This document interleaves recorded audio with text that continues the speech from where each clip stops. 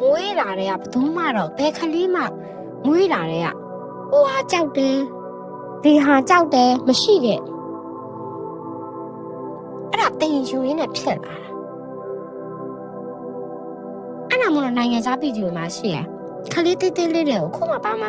သိတဲ့ခလေးတေးသေးတွေမွေကြီးတွေနဲ့ပေးတွေ့တယ်အဲ့ကလေးတွေမကြောက်ဘူးအဲ့မွေကြီးတွေသွားကြိုက်တယ်မိဘတွေတော့အပြင်မှာရုပ်ပြစင်းပြဖြစ်နေရပါတော့အဲ့လိုအပြင်မှာရုပ်ပြစင်းပြမိဘနဲ့အဲ့ကလေးတပတ်လောက်ပဲနေအဲ့ကလေးကြောက်သွားလိမ့်မယ်မွေမိဘစီကတင်ယူတာလေတိတ်သူဟာသူမွေးလာတော့ဘာမှမကြောက်တတ်ဘူးအဲ့ဘာနော်တွားပြီးမိဘကနေပြီးတော့ဟိုအဲ့ဒါတော့မတင်နဲ့အဲ့ဒါယုံကြကောင်းနေအဲ့ရဟောဖြစ်တယ်အဲ့ဒီပဝင်းချင်ကနေလို့ဟာလမ်းလေးလို့အော်ဒါကတော့ကြောက်စရာကောင်းတယ်ဒါကမလုံးရဘူးဆိုပြီးတော့တတ်မှတ်ချက်ဖြစ်လာတာအဲ့တော့ကြောင့်မလို့ကိုယ့်ရဲ့ခလေးတယောက်မွေးထုတ်ပြီးဆိုရင်ကိုကအဲ့လိုကန့်တက်လိုက်မယ်ဆိုအဲ့ကလေးကပူကန့်တက်ဘာလဲသူတရားလွတ်လပ်စွာပြန်တန်းနိုင်ခွင့်တောင်းပန်မချိုးပြတယ်လွတ်ပြီအဲ့ဒါမှသူဘလောက်စွမ်းအားထက်လဲဆိုတာသိမှာလေကိုကအကျိုးနဲ့အကြောင်းပဲပြောပြအကျိုးနဲ့အကြောင်းပြောပြဖို့ကိုအနေနဲ့ထားမိဘနေရာထားတို့ရကအကျိုးနဲ့အကြောင်းမပြောပြပဲနဲ့ဥဆုံးမွေရောတွေ့ရဆိုရင်ဟာတာမထီနဲ့ဟုတ်လားမွေတွေ့တာမဟုတ်ရိုက်လိုက်အဲ့ဒါတော့ကန့်တက်တာအကျိုးနဲ့အကြောင်းသားတော့အော်ဒီကတော့ဘာမွေမဟုတ်လို့ဟုတ်လားမမွေဆိုရင်တော့သွားပြီးတော့ရုပ်တရက်သွားပြီးမတို့မထိလိုက်တာကောင်းတယ်ဟုတ်လားဒီလိုမျိုးလေးမွေဆိုတာဒီမွေလေးကတော့အစိတ်ရှိဒီမွေလေးကအစိတ်ရှိတဲ့မွေလည်းရှိတယ်လို့လူကိုအန်ဒီရမပေးတဲ့မွေဆိုတာလည်းရှိတယ်ဒီလိုမျိုးလေးကိုမျှပြီးပြောပေးဒီကလေးတော့မွေကိုင်းစင်တော့သူဟာခွဲခြားတတ်တယ်ဒီလားခွဲခြားတယ်စဉ်းစားပိုင်ခွင့်ကိုပေးလွတ်လပ်ပိုင်ခွင့်ကိုပေးဒါမှမလို့တော့မထီရဘူးမဟုတ်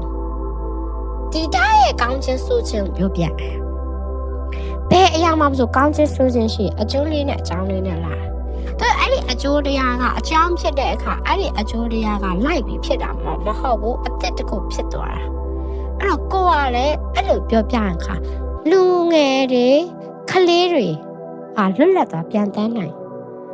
အကုန်ဆက်ကောင်းသွားမျိုးဆက်အကုန်ဆက်ကောင်းသွားအဲ့ဒီအတွက်ကြောင့်မို့ဒီလိုအကြောင်းအရာတွေပြောပြဒီလိုအကြောင်းအရာတွေပြောပြဒီလိုအကြောင်းအရာတွေကိုပြောပြလိုက်လို့နားလည်သွားတဲ့လူကနားလည်သွားတဲ့လူထပ်ပြီးတော့ဖြန့်ဝေမယ်ဟောနားလည်သွားလို့နားလည်သွားလို့ဖြန့်ဝေမယ်ဆိုရင်တောင်းတာတယ်အဲ့ဒါမျိုးပြောဖြစ်သွားတာပေါ့နော်အဲ့တော့အဲ့လိုမျိုးပြောဖြစ်သွားတာကြောင့်ဘာဖြစ်လဲဆိုဘာသာရေးယုံကြည်မှုကိုယ်ွယ်ယုံကြည်မှုတွေရိုးရာတွေဘာညာဘာမှမပါပဲနဲ့ဒါအကုန်လုံးတဘာဝတွေကစိတ်ရမ်းတရားရဲ့အကြောင်းပေါ့တဘာဝအတိုင်းလေးပဲရိုးရိုးလေးပဲတွေးမယ်ရိုးရိုးလေးပဲစဉ်းစားမယ်ရိုးရိုးလေးပဲကြင့်ကြံမယ်အားလုံးရိုးရိုးလေးနဲ့ပဲဖြတ်တန်းမယ် life is simple တဲ့ဘဝရိုးရှင်းတယ်တကယ်တော့ဘဝရိုးရှင်းတယ်မြန်မာလုံးတော့မှဘာရဝရနှလုံးထဲပဲရှိတာဘဝရိုးရှင်းတယ်ရိုးရှင်းတဲ့ဘဝမှာတိုင်ပတ်နေကြစမ်းကြဲခြင်းနဲ့လေရိုးရှင်းတဲ့ဘဝမှာစမ်းကြဲခြင်းနဲ့တိုင်ပတ်နေကြအတိတ်ကဘာလဲဆိုလူတိုင်းနဲ့မတူချင်တာနဲ့စတာပေါ့လူတိုင်းနဲ့မတူချင်လို့ဆိုတာနဲ့စရင်နဲ့အဲ့လိုမျိုးလူတွေဖြစ်နေကြတယ်တကယ်တော့လူတိုင်းကအတူတူပဲလူတိုင်းနဲ့မတူညီချင်တာနဲ့စရင်နဲ့လူတိုင်းနဲ့စမ်းကြဲခြင်းအောင်လုပ်ရင်းနဲ့အိုင်နေပတ်ကုန်ကြတာဘဝဟာတကယ်တော့အရင်ယူရှင်တယ်အဲ့ဒါကြောင့်မလို့လူတွေကကျမကိုဘာသာမဲ့လားပါလားညာလားမဲ့ရတဲ့ခါကြရင်နော်ဘာသာမဲ့လည်းမဟုတ်ဘူးဘာသာရှိနေတာလားလို့မေးရလည်းမဟုတ်ကျမဘာသာဆိုတဲ့အရာကိုခဏလေးဖြောက်ထားတာဘာလို့လဲဆိုရင်ဘာသာဆိုတဲ့အရာရှိနေတယ်ဆိုရင်ကန့်တတ်နေမှာစိလို့သူကဘာသာငါဘာသာဆိုကန့်တတ်တာပြီလေ လူမျိုးဆိုရင်လည်းဒါမှကန့်သက်သွားနေပါလူမျိုးငါပါလူမျိုးအဲ့ကျမကလူသားတဲ့လူတစ်ယောက်ဖြစ်တယ်လူသားတဲ့လူတစ်ယောက်ဆိုရင်လည်းတလိဆိုင်လေးတွေသွားကန့်သက်အဲ့တော့တဝါတွေကတဝါပဲတဘာဝတရားပဲတဘာဝတရားဖြစ်တဲ့အတွက်ကြောင့်မလို့အားလုံးကအတူတူဖြစ်တဲ့အတွက်ကြောင့်မလို့မေတ္တာနဲ့ပဲဖြတ်သန်းရမှာမေတ္တာနဲ့ပဲဖြတ်သန်းရမှာမေတ္တာဆိုတဲ့အခါမှာလည်းမေတ္တာကိုလူတွေကမှားတတ်သေးတယ်မေတ္တာမထားတတ်ဘူးမေတ္တာအကြောင်းပဲပြောတတ်ကြတာမေတ္တာမထားတတ်ဘူးမေတ္တာလို့ပြောရင်မေတ္တာအကြောင်းကိုတော့ပြောတတ်တယ်ဒါပေမဲ့မေတ္တာမထားတတ်ဘူးမေတ္တာထားတယ်ဆိုတာကိုကောင်းဖို့အတွက်လို့ယူဆကြတယ်ဥပမာကိုတယောက်ကမကောင်းလားလို့သွားနေသူမေတ္တာထားလိုက်မေတ္တာဆူးလိမ့်မယ်အေးချမ်းတဲ့မေတ္တာဆူးတော့ဟာအဲ့ပြန်ရောအေးချမ်းနေတဲ့မေတ္တာသူများတော့ဒုက္ခပေးတဲ့မေတ္တာဖြစ်သွားရပြန်ရောတကယ်တမ်းကျတော့မေတ္တာဆိုတာဆူးဖို့လည်းမဟုတ်ဘူးဟုတ်လားမေတ္တာဆိုတာချစ်ချင်းမုန်းချင်းမပါတာအရင်အေးချမ်းတယ်မေတ္တာရည်စင်းနဲ့အရင်အေးချမ်းတယ်လူတွေလောက်လိုက်တော့မှမေတ္တာမအေးချမ်းတော့တာ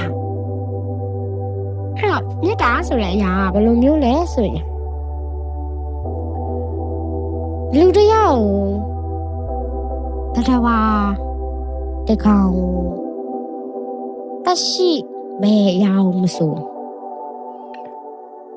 ကိုလိုပဲသဘောထားတာကိုနဲ့အတူတူလိုပဲသဘောထားတာအဲ့ဟာကျတော့ဘာဖြစ်လာလဲဆိုတော့မေတ္တာကနေပြီးတော့တခြားအရာလေးတွေကအစားပေါက်ဖွာလာမေတ္တာနဲ့ဂရုဏာဟုတ်လားဂရုဏာနဲ့စေတနာ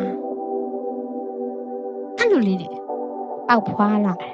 ထပ်ပြီးမေတ္တာဆိုတာပွားများရတာခုနကတော့အရာလေးတွေပေါက်ဖွာဖို့အတွက်ကိုပွားများရတာတတဝါလေးတွေတလိဆန်လေးတွေမြင်လိုက်တယ်။အော်ငါလည်းတတဝါတွေကတတဝါတကောင်ပါဗလား။အဲ့တော့ဒီတတဝါလေးရေစာနေတယ်။ဒီတတဝါလေးငါရေတိုင်းလိုက်မယ်။အော်ဒီတတဝါလေးဒီခွေးကလေးอ่ะနော်ဒီခွေးကလေးအောင်နေစရာညမရှိဘူး။ဒီတော့ဒီခွေးကလေးကိုရချက်သားတော့လာဆွဲသွားတယ်။ကိုချက်သားရောက်မှာတိုးတော်လဲသူဒီတတဝါလေးပါဖြစ်လေဒီတတဝါလေးကသူ့ဟာသူရှာစားတတ်ဖို့ပဲဒီတတဝါလေးရဲ့ဒီညံကကိုရီးယားညံကြောင့်ကိုရီးယားနေထိုင်လို့ရတယ်စင်ကျင်လို့ရတယ်ကိုရီးယားညံဟာစင်ကျင်ပိုင်းခြားပိုင်ခွင့်ပေးတယ်တလိဆန်လေးရဲ့ညံဟာစင်စင်ပိုင်းခြားပိုင်ခွင့်မပေးဘူးဟုတ်တယ်နော်ဘာလို့လဲဘိုင်ဒီဟာစားလိုက်ရင်ဥပမာသူတို့နဲ့ချောကလက်မတည့်ဘူးချောကလက်စားလိုက်ရင်သူတို့သိမယ်တော့ချောကလက်စားလိုက်ရင်သူတို့သိမယ်ဆိုတဲ့အကြောင်းတရားကိုသူတို့မှမသိနိုင်နဲ့ညံလေးတွေဖြစ်နေတယ်အဲ့အတွက်ကြောင့်အဲ့ဒါဒီကိုယ့်တဲ့နှိမ့်ကြတာမဟုတ်ဘူးသူတို့တဘာဝကအဲ့ဒါပဲပေးထားတာဘာလို့လဲသူတို့ကလည်းတစ်ချိန်လုံးကကိုဖြစ်ခဲ့မှာပဲ DNA ကဆင့်ကဲပြောင်းလဲတာကိုဖြစ်အောင်သူတို့ကဖြစ်တည်ပေးတဲ့အရာလေးတွေလည်းဖြစ်နိုင်တယ်အဲ့မှာသွားပြီးမြစ်တာတက်ရောက်တယ်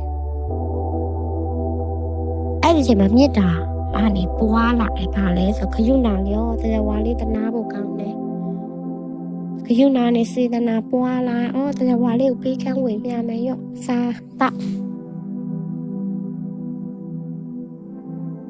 ဟုတ်လားအဲ့လိုလေးတွေဝေမျှလာအဲ့လိုလေးတွေပွားများပြီးဝေမျှလာတဲ့အရာတွေမှာချစ်ချင်းတရားလည်းပေါ်လာတာပေါ့လေမေတ္တာထားချစ်ချင်းတရားပေါ်လာအဲ့တော့အဲ့ဒါတွေစုဝေးသွားအချစ်ချင်းတရားစုဝေးသွားပြီးဘာဖြစ်လာလဲဆိုတော့ မေတ္တာထားတာနောက်မှနော်မေတ္တာမထားတဲ့အဲ့ဒီမှာနေပြီးတော့တန်ရောစင်ဟာဖြစ်လာကွန်တက်ကလေးတွေ link ကလေးတွေနဲ့သူဟာသူအကျိုးတရားအကြောင်းတရားဖြစ်လာတန်ရောစင်ဟာဖြစ်လာတန်ရောစင်ပေါ်လာတော့အစွဲရကြီးမိဘမေတ္တာဆိုတာမိဘသားသမီးကိုဘာအရာမဆိုဆွတ်လွတ်ပေးတယ်ဘာအရာမဆိုမိဘကနားလည်ပေးတယ်အဲ့ဒီထိတိတ်ကောင်းတာပေါ့မိဘအဲ့ဒီသားသမီးပေါ်မှာတော့ဆွဲလန်ကန့်တန်လိုက်ရင်တော့မိဘမြစ်တာလဲအဆွဲပေါ်မှာပဲမိဘမြစ်တာလဲဆွဲပေါ်မှာပဲမြစ်တာဆိုတာဘလောက်အေးချမ်းလဲဆိုတာပြောပြတာမြစ်တာဆိုတဲ့ခေါင်းစဉ်အောက်မှာဆွဲမရှိဘူးမြစ်တာဆိုတဲ့ခေါင်းစဉ်အောက်မှာဆွဲမရှိဘူးဘာကြောင့်ဆွဲမရှိလဲခုနကပြောသလိုပေါ့ခုနကကျွေးမွေးထားတဲ့ခွေးကလေးအဲ့ဒီခွေးကလေးကတော့ကိုယ့်ကိုကတ်မှာပဲအဲ့တော့လူသားနဲ့ပြောမယ်လူသားကြာစင်ရင်ပိုင်းချပြီးတော့ပိုတိုင်တာတဲ့လူလိုက်သွားနိုင်တယ်ဟုတ်တယ်နော်အဲ့တော့လူသားတယောက်ကိုကအဲ့လိုပြုစုပြောထောင်ပေးတယ်မေတ္တာထားတယ်ပေါ့အဲ့လိုတယောက်ပုံကန်သွားတယ်ဆိုပါစို့အဲ့မှာမေတ္တာပြတ်ပဲပုံကန်သွားမေတ္တာပြတ်တကယ်မေတ္တာအစစ်ကကြာအဲ့လိုတယောက်တကယ်မေတ္တာထားတယ်ဆိုရင်လူတွေတခုဆိုပြောရင်ငါမေတ္တာထားတယ်ငါတော့လှုပ်သွားတယ်ငါမေတ္တာထားတယ်ငါတော့လှုပ်သွားတယ်ဆိုရဲနောက်ကလိုက်လာပြီဆိုအဲ့ဒါမေတ္တာမဟုတ်တော့ရှိရဟာမေတ္တာအဲ့လောက်ရိုးရှင်းတယ်မေတ္တာထားတယ်ဆိုတာအဲ့လိုဟောသွားတယ်သွားတို့ရဖမ်းလာတဲ့မြောက်ကလေးကိုနဲ့တူနေတယ်ကိုနဲ့တူစားတယ်ချိန်တဲ့တော့အဲ့မြောက်ကလေးတောတဲ့ကိုပြန်ကျင်တော့ပြန်သွားတယ်ကိုကတောတဲ့ကိုတခါလေသွားလဲနဲ့မြောက်လေးကိုတွေ့တယ်။ငါကြွေးထားတဲ့မြောက်ကလေးထပ်ပြီးတော့ပေးလိုက်တယ်။အဲ့ဒါမြစ်တာပဲ။ဆိုတော့အဲ့မြောက်ကလေးကိုခေါ်အိမ်ပြန်ခေါ်ခြင်းနဲ့စိတ်လည်းမရှိဘူး။အဲ့မြောက်ကလေးတော့သူအဆင်ပြေတယ်။ Okay တယ်။ဟုတ်လား။အဲ့တော့အဲ့မြောက်ကလေးအဆင်မပြေဘူးဖြစ်တယ်။ဝမ်းသာစရာလည်းမလို။ဝမ်းနေစရာလည်းမလို။အဲ့မြောက်လေးဘာလို့လဲ။ထားလုပ်ပေးလိုက်အောင်ပါ။အဲ့ဒါမြစ်တာတို့တော့မြစ်တာဆိုတာလူတိုင်းကပါဇက်ကတော့ပြောကြတယ်တကယ်တမ်းထားဖို့လည်းခက်တယ်ပြီးတဲ့ခါကျရင်လူတိုင်းနဲ့ထားဖို့မလွယ်ဘာလို့လဲလို့မင်းအတ္တတွေကြောင့်အတ္တတွေရှိတယ်လောဘမောဟတွေနောက်ကလိုက်တယ်စင်စင်တုံတရားနဲ့တော့ပေါ့နော်အခါကျစင်စင်တုံတရားနဲ့ပါအားကြောင့်မေတ္တာမထားနိုင်လဲဆိုတာဒုက္ခကြီးလုံးလို့လေမေတ္တာမထားနိုင်လူရဲ့ဒုက္ခမလွယ်ဘူးမငတ်ဘူးတဲ့လူကငတ်ချင်းရဲ့အကြောင်းနားမလဲမစင်းရဲဘူးတဲ့လူဟာစင်းရဲခြင်းအကြောင်းနားမလဲအဲ့လိုပဲမချမ်းသာဘူးတဲ့လူကလည်းချမ်းသာခြင်းရဲ့ဒုက္ခမသိဘူးမသိတဲ့အခါကျပါလူတွေကအပူထဲမှာပူမရှောင်တတ်တော့ဘူးပူမရှောင်နိုင်တော့တကယ်လူတွေတနာဖို့ကောင်းတာတကယ်တနာဖို့ကောင်းတာလူတွေကလူတိုင်းကိုကြည့်လိုက်ရင်လှလှပပဝစ်စားထားတယ် Facebook မှာရေးကြတယ်သူတပြန်ငါတပြန်ဟုတ်လား Facebook မှာနာမည်ကြောက်လို့နေတဲ့သူကလည်းသူဒုက္ခနဲ့သူရှိတယ်နာမည်ကြောက်လို့နေဒီကောင်စောက်ကိုဘာညာကူကရေးနေတဲ့သူတွေမှာလည်းသူဒုက္ခနဲ့သူရှိတယ်ဒုက္ခတွေကိုယ်မှလည်းဒုက္ခရှိသူမှလည်းဒုက္ခရှိတာလူတွေကကျင်နာစိတ်တရားကိုချင်းစာစိတ်တရားထားဖို့တတိမရတော့ဒုက္ခတွေကများလို့ကြည့်လို့ဒုက္ခရိုးသွားတာနားလည်လားဒုက္ခကိုရိုးသွားတာဒုက္ခရောက်နေရတဲ့သူကိုကျင်နာရမှမသိလောက်အောင်ဒုက္ခကရိုးနေပြီ ဒုက္ခရလို့ကျင်တာဘုကဒုက္ခအိနဲ့အဲ့လိုမျိုးအတိတရားပြည့်မဲ့ပါလားလူအားလုံးအယတနာဖို့ကောင်းလူအားလုံးအယတနာဖို့ကောင်းတယ်ကိုဒုက္ခနဲ့ကိုရင်ဆိုင်ဖြေရှင်းနေကြတာဒုက္ခအားလုံးရဲ့လွတ်မြောက်ရာပါလေမြတ်တာမထားနိုင်ဘူးနေရင်တော့မှဒုက္ခအားလုံးကလွတ်မြောက်ခြင်းရရိုးရိုးလေးအသက်တစ်ချက်ရှူရဲအသက်တစ်ချက်ထွက်တယ်ကိုလက်ရှိဘာလုပ်နေလဲဆိုရဲပြစ္ဆုတ်ပံတဲ့အောင်ကင်တဲ့ပြစ္ဆုတ်ပံတဲ့အောင်ကင်တဲ့ဖို့ပြစ္ဆုတ်ပံမှာဒိနေလို့ပြောရင်လူတွေကအတိတ်ကိုမတွေးရဘူးအနာဂတ်ကိုမစဉ်းစားရဘူးဆိုပြီးကြောက်တတ်တယ်တကယ်တော့ပြစ္ဆုတ်ပံမှာဒိနေဆိုတာကားမောင်းတယ်လို့ပဲကားမောင်းတဲ့အခါကျရင်ဘက်မှန်ကိုလည်းကြည့်ရတယ်ဒါမှဘေးကကိုမတိုက်မိမှာရှေ့ကိုလည်းကြည့်ရတယ်ဒါမှကိုရှေ့မတိုက်မိမှာနောက်ဘက်မှန်လည်းကြည့်ရတယ်ဒါမှနောက်ကလည်းကိုမတိုက်မိမှာဘာပေါင်းစုံကြည့်လို့ရတယ်တို့တော့အဲ့လိုကားမောင်းတယ်ပြစ္ဆုတ်ပံမှာထဲနေဆိုတာပြစ္ဆုတ်ပံမှာရှိနေနေအတိတ်ကိုလည်းပြန်ပြီးကြည့်လို့ရတယ်အနာဂတ်ကိုလည်းတွေးလို့ရတယ်အဲ့တော့ပြစ္ဆုတ်ပံကိုရုပ်ရှင်စွာနေထိုင်ခိုင်းတာအဲ့ဒါဆိုအဲ့လူဟာဒုက္ခတွေကနေလွတ်မြောက်တယ်အခုကျမကဒီလိုစကားတွေပြောနေတဲ့အချိန်မှာစိတ်ယုံတက်နေတဲ့သူတွေလည်းရှိမယ်ကလပ်မှာပြောနေတဲ့လူတွေလည်းရှိမယ်အမချစ်သူနှစ်ယောက်ရန်ဖြစ်နေတဲ့လူတွေလည်းရှိမယ်ချိန်နေတဲ့ချိန်ကမှအများကြီးဖြစ်နေကြတာပြစ္ဆုတ်ပံနောက်မှာအများကြီးဖြစ်နေကြအဲ့ပြစ္ဆုတ်ပံရဲ့နောက်မှာအများကြီးဖြစ်နေတဲ့ဟာလေချိန်နေမျိုးမျိုးရှိတယ်အဲ့ဒါတွေကကိုယ့်ရဲ့ပြစ္ဆုတ်ပံကိုလက်ခံဖို့ပဲကိုယ့်ရဲ့ပြစ္ဆုတ်ပံဒီလိုမျိုးဖြစ်သွားတယ်ဆိုရင်အဲ့လိုမျိုးဖြစ်သွားတဲ့အကျိုးတရားအကြောင်းတရားကိုကလက်ခံတတ်ဖို့ပဲလို့တာနားလည်ဖို့ပဲလို့တာကိုကနားလည်ရမယ်ပြစ္ဆုတ်ပံမှာရလာတဲ့အရာတိုင်းကြီးအဲ့ဒါ fast တတ်ပဲအချက်အလက်တတ်ပဲ data တတ်ပဲလူတွေကပြစ္ဆုတ်ပံမှာနေထိုင်လို့ပြောရင်ပြစ္ဆုတ်ပံမှာရလာတဲ့ data အချက်အလက်ကိုတကယ်ဆိုပြီးတော့တွားပြီးတော့ဆွဲလန်းပြင်ဆင်ခြင်းကြပြစ္ဆုတ်ပံမှာရှိလာတဲ့ data အချက်လက်ကိုတွားပြီးတော့ပြင်ဆင်ခြင်းကြလက်မခံဘယ်နဲ့လဲဥပမာတင်နန်းတစ်ခုဖွင့်နေဆိုပါစို့အဲ့ဒီတင်နန်းမှာ promote လုပ်တယ်ဆိုပါစို့ promote လုပ်တာလူလာမအပ်ဘူးဆိုရင်အဲ့လိုအချမ်းစိတ်ဆိုတယ်နော်ဘာလို့လူမလာတာလဲဆိုတဲ့အရာကိုတွေးဖို့ထက်စိတ်ရန်ထိခိုက်ရအဲ့ဒါပြစ္ဆုတ်ပံမှာသူပြစ္ဆုတ်ပံ data ကိုသူကမသိလို့ပြစ္ဆုတ်ပံမှာနေဆိုတာကကြတော့ဟုတ်ပြီငါဒါလုံးလိုက်တယ်ဒီလိုမလာဘူးโอเคဒါအကြောင်းတရားတစ်ချက်ရသွားပြီ data စုခိုင်းတာ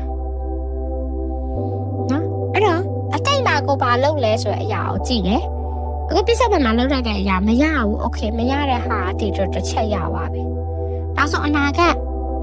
ဆိုတဲ့အရာမှာငါဘာလုပ်မလဲဘာလုပ်မလဲအဲ့ဒါပြစ္ဆုတ်ပံမှာနေလို့ပြောတာအဲ့လိုကနေသွားမယ်ဆိုရင်အရင်နေလို့ကောင်းတယ်လူလည်းပြစ္ဆုတ်ပံမှာနေနဲ့ပြစ္ဆုတ်ပံမ မှာပျောက်သွားကြတယ်ဆိုတာဘာလို့တာလဲဆိုတော့နှိုင်းရှင်မိတာလဲပါတာပေါ့လေနှိုင်းရှင်တတ်တာကိုလူကအဲ့တော့သိထားမှာ comparison is the thief of joy နဲ့နှိုင်းရှင်ခြင်းကပျော်ရွှင်ခြင်းကိုခိုးဆောင်တဲ့တခိုးပဲတဲ့ကိုဟာဘဝဆိုတဲ့အရာတစ်ခုဥပမာကိုကားစီးတယ်ကိုဘေးနာလူကဆိုင်ကယ်စီးတယ်ကိုဘေးနာကစပိန်စီးတယ်ကိုဘေးနာလူကကျတော့ဝီချဲစီးတယ်ကိုဘက်ကနာလူကကျလမ်းလျှောက်တယ်ဆိုပါစို့အဲ့ဒါအားလုံးကဘဝပဲသူဟာသူနေတော့ဘဝပဲအဲ့မှာသွားပြီးတော့နှိုင်းရှင်လိုက်ပြီသူကကားစီးတယ်ငါဆိုင်ကယ်ပဲ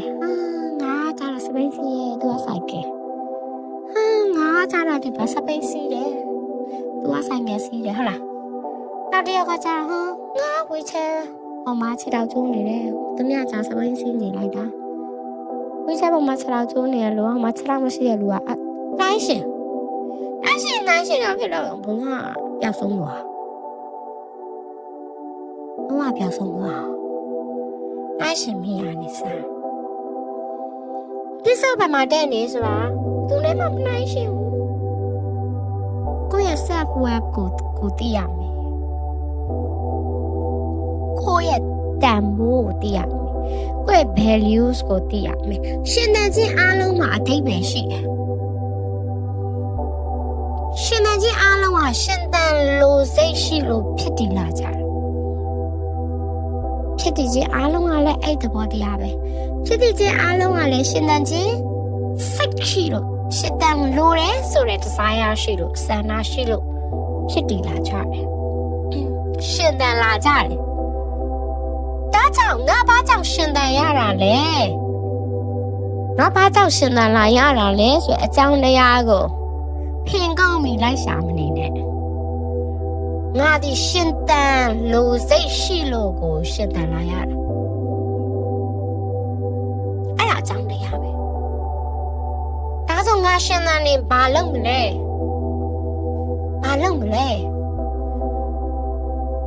ဆိုတဲ့အရာပေါ်မှာနေထိုင်သွားဖို့ပဲလိုတယ်အဲ့ဒီအရာပေါ်မှာပဲလူတွေကစပြီးနှိုင်းရှင်ကြတာသူဘာလုပ်လို့ငါဘာလုပ်လို့နှိုင်းရှင်ကြလောကကြီးမှု currency တွေနဲ့တတ်မှတ်လိုက်တော့ပိုဆိုးသွားရဲ့ဒီပတ်စံရဲ့နောက်ကိုလူတွေကလိုက်ကြတာ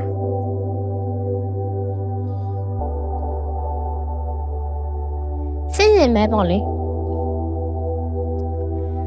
ဒါကလည်းဖြစ်တည်လာတာအကျိုးနဲ့အကြောင်းရှိလို့ဖြစ်တည်လာတာပဲဆိုတော့အစစ်စစ်ရှိတယ်အလွှာပေါင်းစုံရှိတယ်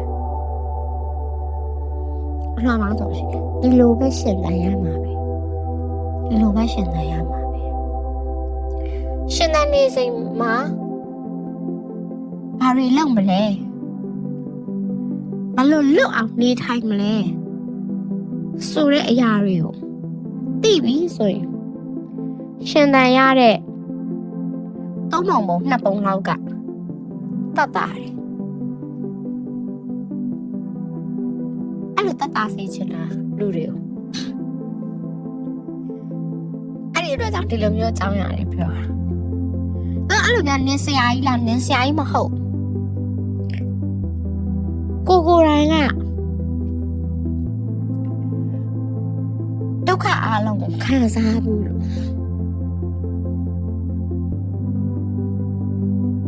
ကိုယ်တိုင်ကကိုဒုက္ခပေးတဲ့လူကိုဖြစ်နေတာ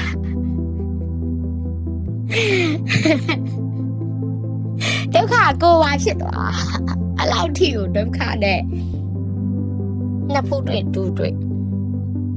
ကြုံနှုံခဲ့ရတဲ့အခါ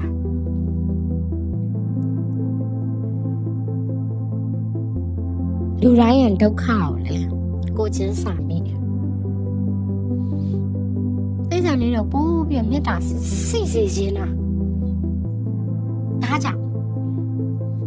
သိကြနေပေါ်လားမေတ္တာရှိမယ် လူတွေပေါ်မှာလည်းမြင့်တာချင်းချင်းထားနိုင်မယ်ဆိုရင်တော့တော်တော်အီးချမ်းပါပြောရမယ်ဆိုရင်ဒီ cycle we your life လို့ခေါ်တဲ့ဒီ cycle ပေါ့နော်ပြောရမယ်ဆိုရင်တော့တန်တရားပေါ့စောင့်ဝန်းပေါ့ဒီ life cycle ညောင်ရက်သွားနိုင်တယ်အားလုံးကအဲ့ဒီလိုမြတ်တာရှိနေမယ်ဆိုရင် life cycle ညောင်ရက်သွားနိုင်တယ်အဲ့လောက်တင်ပြင်းအားရှိတယ်